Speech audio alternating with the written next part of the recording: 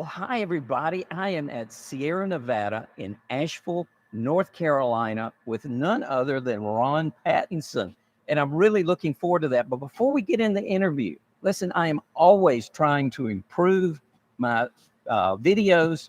And I would love for you to just put something there in the comments. Just tell me, how do we improve and how do we make these better? That would really be super helpful. But today, let's talk about beer historian Ron Pattinson. And Ron and I are going to jump into some deep dives of the evolution of IPAs.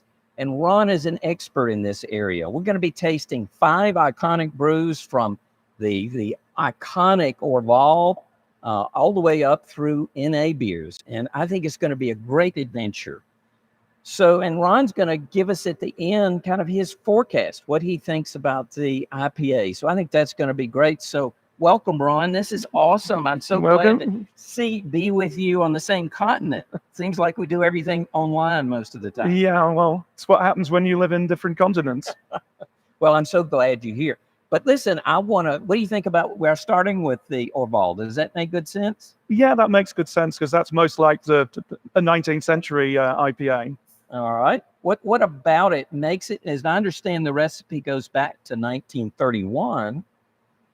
Well, I think because it's obviously seems to be an attempt to recreate an English stock IPA. Ooh, I hope there's some beer in there. What does that tell you? Well, it's been re-fermenting nicely in the bottle. That's the Brettanomyces for you. We should look at the date code on that. Oh, yeah. Yeah, let's see what we see here. I think that is saying it was brewed in 23. What do you think? Yeah, but either brewed, it's probably a bottling date, but yeah, bottled in 23, good until 28. Yeah. So it's about a year old or a bit more, hopefully a bit more. And that's going to be important. Yes, because obviously the longer it's in the bottle, the more the Brettanomyces character is going to come out. So I'm going to give it a smell. Yeah. Well, before we dive into it, you go ahead and taste yours if you'd like. I want to share a few highlights about this amazing guy. I've judged with him. We've had a lot of events together.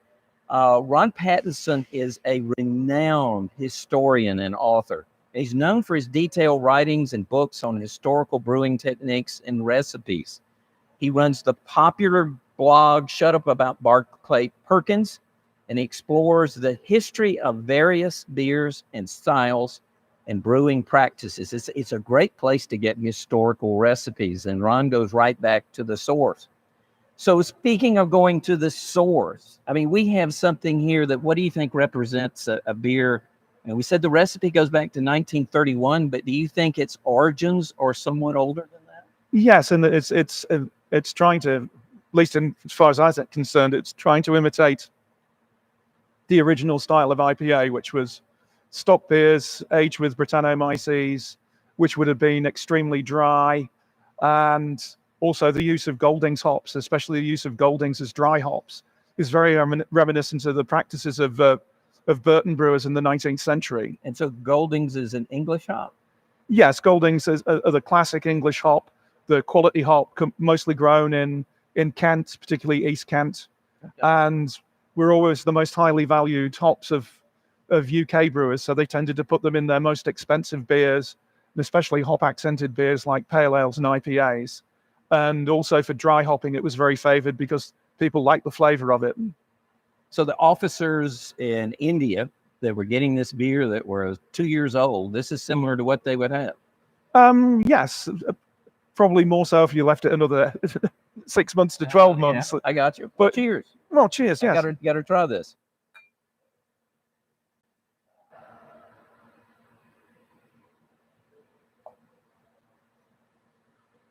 So you're starting to get the Brettanomyces come through on this. Not real strong. No, not really strong. A little bit there. A little spicy, a little toasty, really dry. Yeah, and you've also got the flavor of the Goldings coming through as well. Yeah. I think particularly from the dry hopping.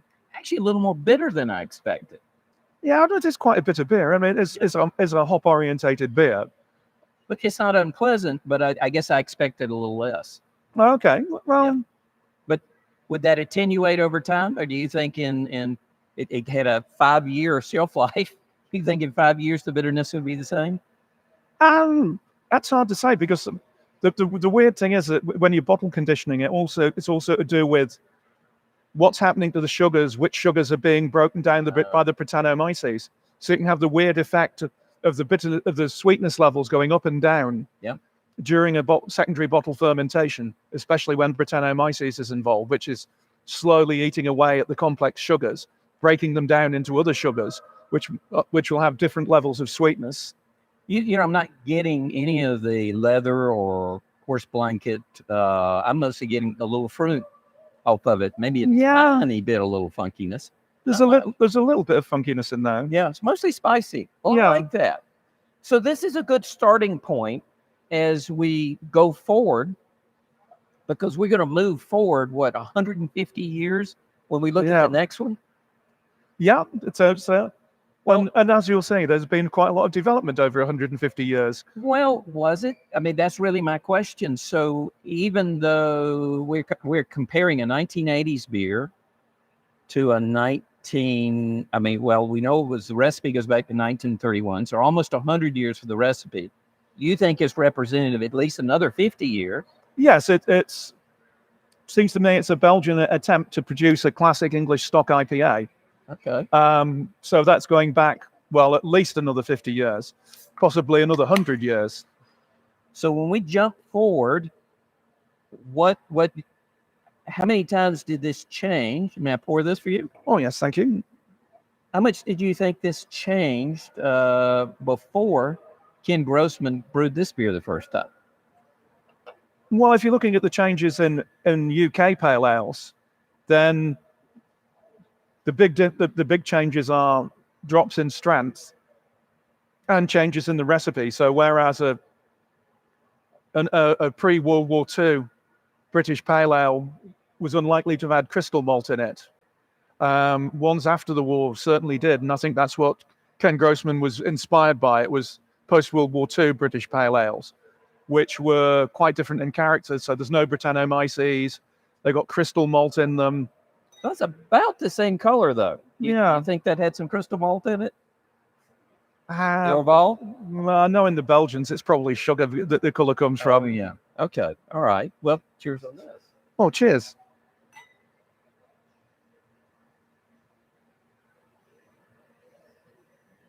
And of course, one of the big differences is the hops being used.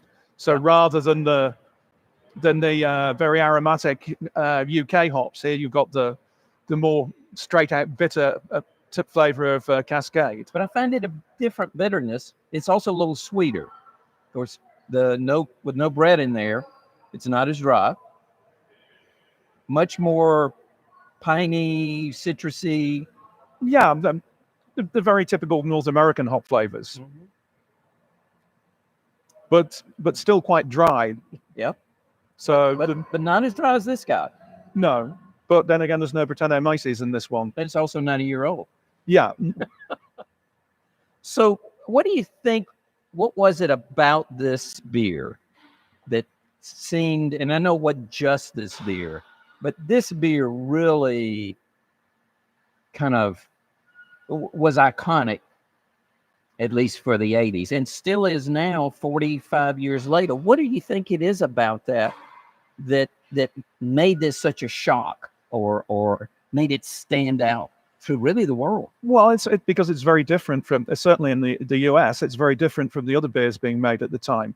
Where, I mean, you can see that over the years, the mainstream lagers in the US, the hopping rates keep going down and down and down and down and down, right, until there's virtually no hop flavor left. And then if you're used to beers like that, this, even though it's only got 38 IBUs, is going to be a bit of a shock if you're used to something that only has 15 or 16. Yeah. So we made a quick change up. I decided we needed to get some more glassware on the table to make this keep going smoothly. So thank you for indulging me with that, Ron. So as we go back to our conversation, this was certainly an iconic beer that people even now maybe almost refer to it as the Pilsner of the that it was so iconic and so standing out and such a beer that resonated around the world. And was it just the hops, or what was the difference between the Sierra Nevada Pale Ale and the Orval in the profile? Well, I think that the big differences are the hops that were used, and the difference between Brettanomyces and no Brettanomyces. And so what I would say is that the Sierra Nevada, in English terms, would be what you'd call a running beer. That is a beer that you're meant to drink relatively fresh. You're not going to leave it around for any length of time. Whereas Orval's a stock beer, and it's one where some people prefer to leave it a couple of years before they drink it, which with Sierra Nevada Pale Ale, you wouldn't really want to do that, because after a year or so, or maybe even less than that, it's really going to start degrading, and you're going to lose the nice fresh hop character that's such a big part of the flavor profile. I mean, that's the differences. What are the similarities between them? Well, similarities, hop accented, relatively light in body, relatively dry in the finish. Yeah. So it's not like a big chewy stout or a porter where there's a lot of body, where they got a much thicker mouthfeel. These are things that are, I mean, in a way, quite easy drinking beers, which again, a beer's not going to hang around for a long time, I don't think, unless it's got a certain degree of drinkability, especially something that's a mass market beer. And I think it's a testament to how good the beer's was framed and originally formulated. The fact that even though it's 40 years old, it's still managed to maintain quite a strong following. And you look at most American beers, and they don't hang around for that long. That they come and go relatively quickly, and the breweries come and go relatively quickly. And this seems to be a beer that's had genuine staying power, and that's a sign of something that's been formulated well at the start. Because I think you were saying earlier that it took him quite a few attempts to get the recipe right. It did, but it's my understanding he's hardly changed it since. I mean, well, once you get it right, then why are you going to mess around with it? It's still popular. If it isn't broken, why try and fix it? Well, it both are re-fermented in the bottle, so that and both are essentially based on the same pale ale recipe, except the differences being kind of the crystal malt, and maybe the most more important ingredient being the American hops. Yeah, and particularly the new breed of high alpha American hops. I mean, you see American hops turning up in pale ales back in the 19th century in the UK, but not flavor hops, just things that were just used purely for their alpha acid.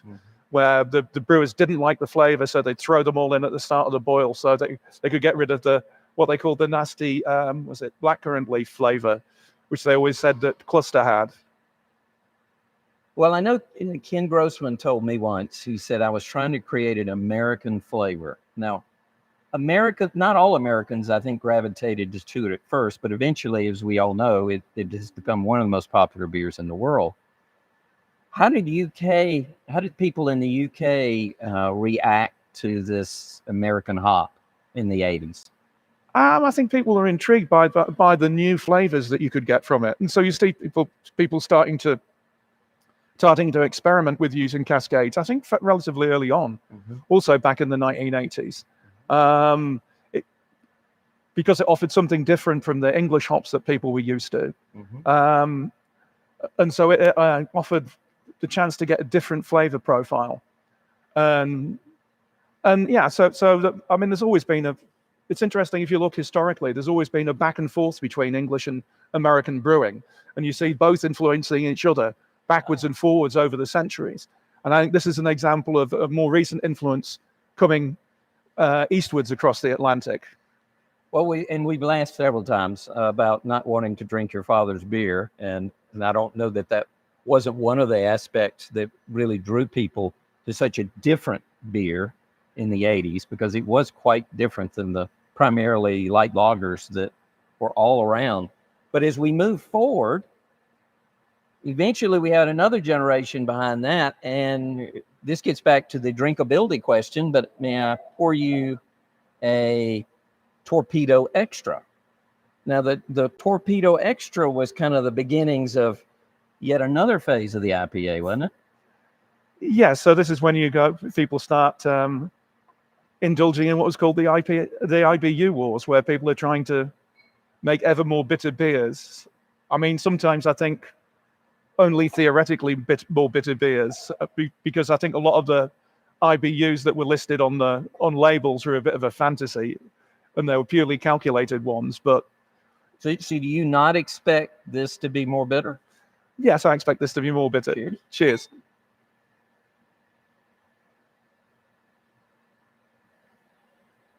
This one doesn't taste as fresh. No. Oh well. I didn't get it from the gift shop, so that might be. I'm getting a bit of oxidation in there. Yeah, I'm getting a little oxidation in this one too. I have a second one in there. I may go get. Let's go. Cheers. Oh, this is much better. Much better. That's what I expected. Yes. So it's like a whole nose full of the tropical hop flavor. Well, I mean, here you've got the next generation of American hop flavors. So when you're going from the citrus flavors, we're getting more the tropical flavors coming in from the types of hops that they developed later on, when people were going for, ever more fruit flavors in their hops. Now, I've argued with people before that the big innovation in American brewing hasn't really been from the brewers often. It's been from the hop breeders. And without the hop breeders, you wouldn't have this whole range of flavors that you have in modern beers. So it's a much more complex. It isn't just bitterness. There's a lot more complex fruit flavors. I find it a bit sweeter. But that could well just be because it's a higher gravity beer. Okay. So you're likely to have more residual sugars. I could drink the heck out of that. It's very nice. And I really thought, just comparing it against the pale ale, and I've never done a lineup just like this. I thought I would find it less drinkable, but it's actually quite drinkable. Yeah, it's not ridiculously bitter. I mean, it's got a very distinct, lasting bitterness, but it's not something that's going to completely blow your head off. Yep. That kind of gets us to the IBU wars and the challenge that, and as you said, the numbers were kind of crazy, but I don't know that the numbers always matched with reality. But certainly, in general, bitterness was more important than anything. It was the priority. You wanted the highest possible number and still have a drinkable beer. And people loved that for a while. But again, we have this next generation that coming up, and they didn't want their father's bitter beer. Yeah, I mean, I know from a few years back on things like Rate Beer and Beer Advocate that people were completely obsessed with bitterness levels. And then at a certain point, that seemed to completely change. And then it became all about the hop flavor and not the bitterness. Which kind of brings us to the next one. Can I pour you a hazy little thing? Yes, you certainly can. All right. So hazy little thing is maybe the most different beer we have in the group, isn't it?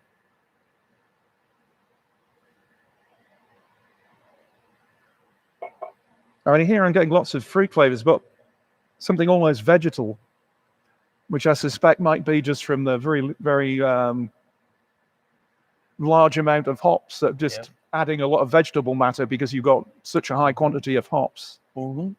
But it's definitely juicy, tropical, certainly none of the pininess, none of the resin. No, it's mostly a lot of the tropical fruit flavors that you're getting. Yeah, and it's definitely hazy. I thought it might be a little hazier. Well, cheers. Cheers. That's easy drinking too. What strength's this one, by the way? I think it's over 6. Here we go. 6.7. Oh, okay. That tastes like 6.7. So it's basically halfway between the pale ale and the torpedo in strength. That's right. Very drinkable. I expected a little sweeter. It really isn't. And it still does have a reasonable amount of bitterness to it in the finish. Not as much as the torpedo, though. No. Not as much as the torpedo extra. And I'm not sure it has as much as the pale ale either. I would say it is the least bitter of all of these beers. Certainly more juicy and fruit forward. It's not piney at all. And it looks different. And when we were talking earlier, you pointed out that looking different might have been really important. Yes, I think you see this all the time when you have new beer styles becoming popular, that often they look distinctly different from the one that preceded it. So you can see that when people start moving, say in the 19th century, from porter over to mild ale, you're going from a dark beer to a pale beer at the time. Mm-hmm. And then obviously mild became darker later on. And then after World War II, you see in the UK, the move from dark mild to a much paler bitter. I think it's important that not only you're not drinking your father's beer, it's also people can see that you're not drinking your father's beer. Yeah, and that's certainly quite different. Certainly quite different. And this is one of the things about having glassware rather than opaque drinking vessels, Yep. that the color becomes much more important and becomes much more a selling factor than it was previously. You can certainly see that in English beer, that towards the end of the 19th century, when you have glassware becoming the standard way of drinking in pubs, that brewers are much more aware of the color. And that's when you see mild become darker, is when glassware comes in. Because, then you can see that it's dark, whereas small differences in color, you can't really tell if you're drinking out of a stoneware vessel. Well, the interesting thing is, as I talk to breweries, they are saying that there is a very satisfying aspect to a juicy. That there is a feeling of not drinking more than one pint, and that's not necessarily popular with anybody. There are always exceptions, but as a result, they're seeing a trend back towards the West Coast IPA. You agree with that? I've heard people saying this. I mean, personally, I like a classic West Coast IPA. Yeah. And I normally don't drink the hazy ones, but this one's actually quite nice. Yeah. Yeah. But it's not too ridiculously hazy, and it's still got a head. Yeah. Beer that looks like orange juice. Well, I don't want people to think I'm a kid when I'm in a pub and I'm just having a soft drink. There he goes back to appearances, doesn't it? Yeah. And beer appearance is very important. And it suggests things to drinkers as well. And so if you have a dark beer, people automatically think that it's thicker, that it's heavier, that it's stronger. And even if the flavor and the actual beer isn't anything like that, the appearance suggests something to drinkers. And that's very important as well. It's not just purely about perception. Right. It's also about expectations and what's being suggested to you by the appearance of a beer. So it's interesting as we look at the trends and the popularities that shift. I mean, none of these have been off-putting. We've enjoyed every single one of these. Yeah, but you have to remember there are also beers that have been around for a while, right? And where they're and from good quality breweries. I think you could have picked beers in these styles from different breweries, and it wouldn't have been such a satisfying experience to drink them. Yeah. But as we look at these and we're looking at trends, and this roughly is iconic to a 150-year-old beer, still a fabulous beer. We still enjoy it, but its popularity is not what these are. The Sierra Nevada Pale Ale is very, very popular, but actually it is being somewhat displaced by Hazy, is my understanding. Hazy Little Thing. Torpedo continues to be popular and represents the West Coast style of IPA. So, but there are trends, and these go up and down in popularity. The next one, I really, and you and I kind of discussed this one, and really were unable to settle the discussion. To me, I felt like we could look at the NA IPA as the next iteration of IPAs, because even though it's a small market segment, its time seems to be perfect. And it seems to me to be kind of the next generation IPA, but you didn't agree with me, which is okay. I'm old. I've seen these things come and go, and every 10 years ago or so, people say, "Oh, non-alcoholic or really low alcohol beer, that's going to be the next big thing. Yeah. It's really going up." And yeah, it happens for a while, and then it just collapses back down again. What have you had Sierra Nevadas before? No, I haven't. So Well, cheers. cheers. Let's give it a taste. See what you think.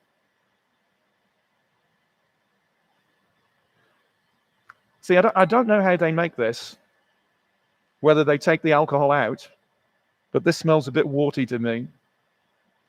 So a bit like unfermented wort. Mm-hmm. I mean, with similar hop flavors to the hazy little thing. Yeah, it is. So I'm guessing they're using similar hop varieties and hopping it in a similar way. Yeah.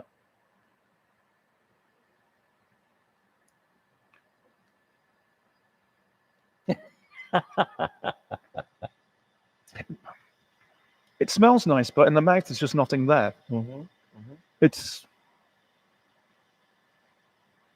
yeah. So as far as you're concerned, this is not where IPAs are going next. No, I think I think non-alcoholic beers are always likely to be a niche. I think there's a market for them. Mm-hmm. Yeah. But I don't think they're ever going to be 30% of beer sales or anything like it. There's always going to be some people who, want something that don't want to drink anything alcoholic for whatever reason. They're driving. Yeah. That you might be pregnant and want to drink a beer. Mm-hmm. So I can see why there are circumstances why you might want to drink a beer that's not alcoholic. Personally, I just prefer to have a non-alcoholic drink. Yeah. Or have, a Coke or whatever. Yeah. And if I wanted something that wasn't going to get me drunk, well, then I'd go for a 3% beer. Yeah. Yeah. Uh, I like those too, but at least in the U.S., that seems to be a niche that this can't happen. Yeah, well, Mike Karnofsky at Zebulon, I remember being with him once, and he gave me this 2.7% beer. And I said, "How on earth can you sell this?" And he said, "Oh, I don't sell it. This is just for me to drink." So it's just for when he's brewing. He doesn't want to get drunk. So he just has a 2.7% beer because you've still got the full beer flavor. It's not something that's just incredibly thin, but it's not going to have you falling over. So, I mean, for me, that's something that I can see more of a market for, because then you're not compromising as much with the beer. You've still got a proper beer, Right. but something that's not going to get you falling over drunk. And yeah, maybe that's the future. Though I know they tried with Session IPA and it didn't get very far. No, but I like this. I had this at our lunch because we're going to do this interview and I wanted to make sure it went well, even though it basically was the same price as the other beer. I don't expect an NA beer to be as good as the same beer with alcohol because of it's just, I think, pretty much impossible. But personally, I think this is a very drinkable IPA and enjoy it. And I think it works well. But it does have many of the points in my perception that you pointed out too. Yeah, I mean, in terms of aroma, it works very well. Yeah. But I just find it very disappointing in the mouth. So, whereas, if you have a nice low gravity but alcoholic beer, you can get a reasonable amount of mouthfeel and body without having huge amounts of alcohol. See, I drank milds when I was younger. Mild, you can have a really nice full flavored beer that's only 3% or even below. Yeah. And something that will give you the full beer drinking experience. Well, as we go through this, then we've covered 200 years of style evolution. What do you think is going to be next? If it's not NA, what do you think? I mean, with Brett and IPAs, I mean, if we go back 200 years, that's pretty different. Yeah, well, I know from having produced an IPA with Goose Island, a stock IPA with Brettanomyces in it, and how much it confused people. I don't really know. And the other problem is to produce a proper stock pale ale, you're going to have to have it stored for a year or so to let the Brett develop. And that's an expensive business. And I'm not so sure that you're going to ever be able to have a really large mass market beer that's brewed that way. Maybe people will do it like Orval, where you don't age it before you bottle it, and it's up to the consumer to let it age if they like the Brett flavor, which is what people do with Orval. Yeah, but Orval's not a big seller, so and unless Orval makes a comeback, I don't see that being it. So, what do you think? What other ingredients do you think brewers could add so the hazy or the West Coast isn't? They don't want to drink their father's IPA.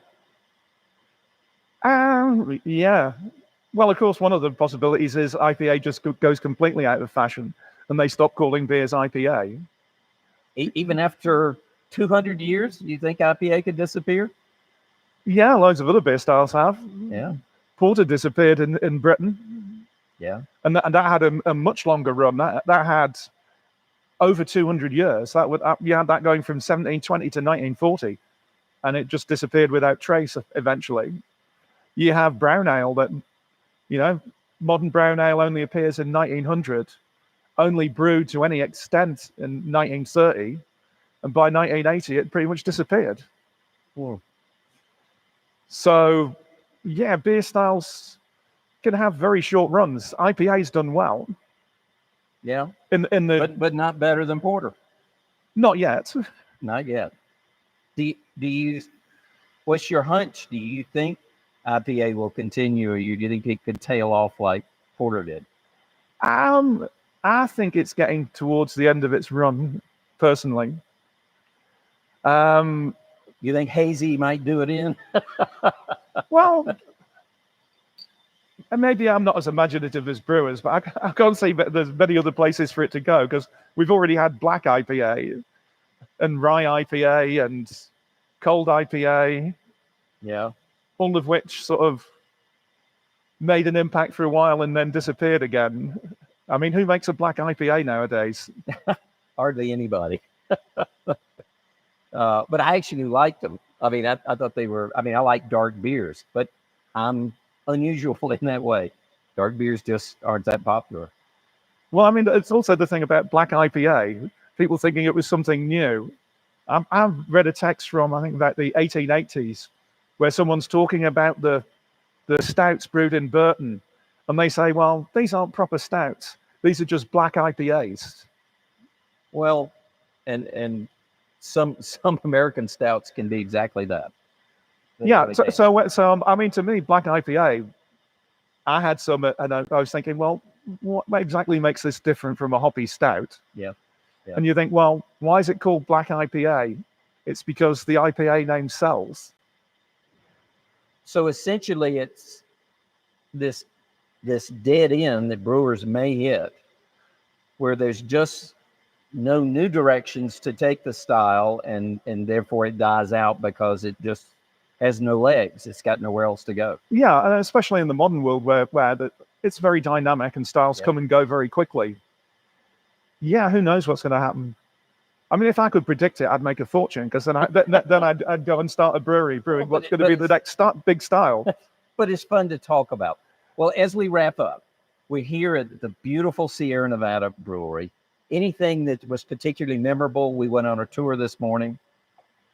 I like the hop room. That was really nice. There was a lovely smell in there, and I like the fact that it was all whole leaf hops. Yes. So I'm very old-fashioned. I like whole leaf hops. One of the best beers I've ever had was a mild ale. So an 1830s mild ale recipe. Yeah. That was 10.5% ABV and I think 120 IBUs, which was purely done with whole leaf Goldings. And the hop flavor was just absolutely magical. And I had the same beer brewed by the same brewery where they used pellets instead of whole leaf hops, and it was nothing like as good. So I'm impressed that they stuck with whole leaf hops there. Well, before we go to the rapid fire questions, we had 5 beautifully brewed beers. One that wasn't packaged so well, but we fixed that. Yeah. But 5 beautifully brewed beers. Which one was your favorite? Do you have a favorite of what we tried today? Um, I quite like just the classic Sierra Nevada Pale Ale. Though I was surprised at how much I like the Hazy Little Thing. Yeah. Well, it's hard to beat the classic. Well, Ron, let's move into the rapid fire question. Okay. And so these are just short ones. You give me right off the top of your head what you think. So the first one is a pretty simple one, but we're talking IPAs. We've thrown around this acronym the whole time. It has a meaning. It actually stands for 3 things, but I don't. And people, I think, know what those 3 words are. Well, what is it? What do you think it really stands for? Well, in the most literal sense, it stands for a beer that was being shipped to India. Mm-hmm. And the requirements of that long journey dictated what the beer was like. So it was different from the beers that preceded it in the UK, just because it had to have certain characteristics to stand a long voyage through several different climate zones. So essentially, for the brewers at the time, it was this beer with European hops, Yeah, not American hops, and they had to add the hops for the journey. yeah. But wasn't there also something that happened in the journey that made it different? Well, I mean, not necessarily during the journey, but before it, the fact that it had been allowed to have a really long secondary Brettanomyces fermentation that ate up all the food in the beer, and that was a protection against infection, just because there was nothing for anything nasty to eat left in the beer, and there was also Brettanomyces, and when you're getting to just a few complex sugars left, Brettanomyces is going to outcompete anything. So when we call it an IPA, we're really missing the ingredient that it was founded on, which was the Brettanomyces. But of course, bread is not in many things. So India Pale Ale is the correct way to refer to it. Yeah. So what is we've kind of looked at a variable definition of hazy, not hazy. Hazy. What would you call an IPA beer in 2024? What is it? What is its definition? It seems to have evolved to mean just a very hop-forward beer. Okay. And for a while, it meant a very bitter beer, but that seems to have disappeared a bit with the hazy beers. But they're still very much beers that are all based around the hop character. And that seems to me to be the thing that defines modern IPA. It's a beer which is all about the hops. Well, then the next question will be easy. So an IPA, hop-forward beer, versus lager. What's the difference? What's the difference? Well, it depends which sort of lager you're talking about. You can pick. Well, lager in general. In your country, it's thrown around pretty as much as in the U.S. Well, I mean, if you look at the original Pilsners, they were very hop-orientated beers as well. Right. But over time, that's faded. Right. So I'm saying from a public point of view, when somebody comes to the bar and they say, I want an IPA or they want a lager. Well, I think someone, certainly in the US, someone who asks for a lager is expecting a much less hoppy beer. Yeah. They're expecting something very light in body, right, very easy drinking, without very much in the way of any pronounced flavor. Mm-hmm. So not a huge amount of malt character and only a little bit of hop character. So just something, it's a lowest common denominator beer. It's a beer that isn't going to offend people. The lager. Yeah. That's the lager. Well, what is your favorite American beer? Favorite American beer? That's a good question. Well, I know it probably changes, but yeah, I mean the thing is with the US beers, I tend not to, because I don't live in the States. I don't tend to drink any of them that consistently. Well, have you had any? You've been here what, a week? Yeah, well, I've been here a week and I've mostly been drinking beers that were brewed to my recipes. So. Okay, so you can't answer to that one, or you're not going to. Well, not really. I wouldn't say I particularly had a favorite. I've had lots of beers that I like. I mean, I like when I'm in the US, mostly what I drink, if I'm not drinking my beers, is just a West Coast IPA. Okay. Just a clear, Right. bitter beer. That's what I like. Is there one you seek out? Not particularly, because I'm always in different places, and Well, they that's tend to true. be different ones. And you don't have that choice. Although Pliny, I really Yeah, like Pliny. yeah. That's really good. And fresh squeezed IPA. Yeah. I had that a few years back in Yeah. Portland on cask, and I had to leave the pub because I was drinking it so quickly. It was so nice. I'd knocked back about 4 or 5 pints, and I thought, no, if I stay here, I'm going to be crawling home. Well, speaking of crawling home, you recently went to Brazil, right? Yeah. And what did you learn in Brazil? Anything interesting down there? Well, in Brazil, what I really like in Brazil is their own beer style, which is a thing called Catarina Sour, Oh, that is awesome. which is a kettle soured beer with tropical fruit. And the good ones are just absolutely amazing. Just I agree. beautiful, light, refreshing beers, all this vibrant tropical fruit character. Absolutely wonderful. I mean, all sorts of weird fruit in them. Normally, I don't. I see the name of the fruit and I think, what the hell's that? And you sort of look it up, and it's some weird thing. It's just growing up. So you learned a kettle sour with fruit isn't all bad. Yeah, I mean, I used to be all against kettle sours, but the way they do it in Brazil, I think they make a really good job of it. I would have to agree. The best low alcohol beer I've ever had. So it was a 1% Catarina sour that I would have happily drunk all day. It was absolutely wonderful. Didn't care. It didn't have any alcohol in it. Just a wonderful, refreshing beer. And that's about the only really low gravity beer I've ever had that I would have drunk pint after pint of. You think that could be the next big trend? Well, it'd be interesting. I think the problem you'd have trying to brew Catarina sours somewhere like North America is, where do you get the fresh fruit from? Because you have to have, to have a good one, you really have to have the right type of fruit, and it doesn't work if you have just puree or stuff like that. You need to have the fresh fruit. Oh. And then you get the really nice character. And a lot of the fruits that they use just aren't available here. Right. I mean, most of them don't even have names in English, let alone be available. That was one aspect of my trip to Brazil. I love the fruits. Well, let's switch gears. Let's go back to something brewing related. Do you prefer beer brewed Portugal or decoction, and why? Depends what it is. Okay. Which are the two you would pick? And well, if it's a British style beer, party geiling. Okay. And if it's a German style beer, decoction. We're almost done here. And we've really kind of touched on it, but do you have a favorite in a low alcohol beer? And I think I heard it. Yeah, the 1% Catarina Sour I've had, that's by far the best one I've ever had.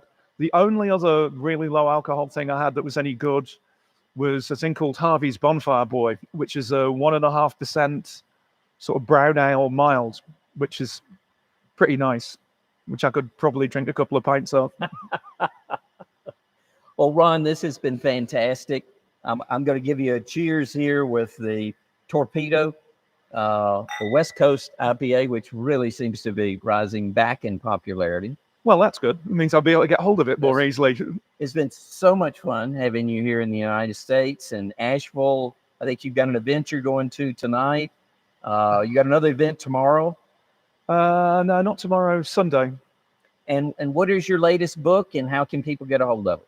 My latest book is Blitzkrieg, which is about brewing during World War II, and which you can get from Lulu or you can order it from my blog, Shut Up About Barclay Perkins. All right. Well, thank you very much. Thank you, everybody, for watching. And if you've got some comments or questions for Ron, put them right down there in the comments. Would love to hear your thoughts on these iconic beer styles. And check out these videos on screen that have been picked out just for you. To everybody out there, thank you so much, and cheers.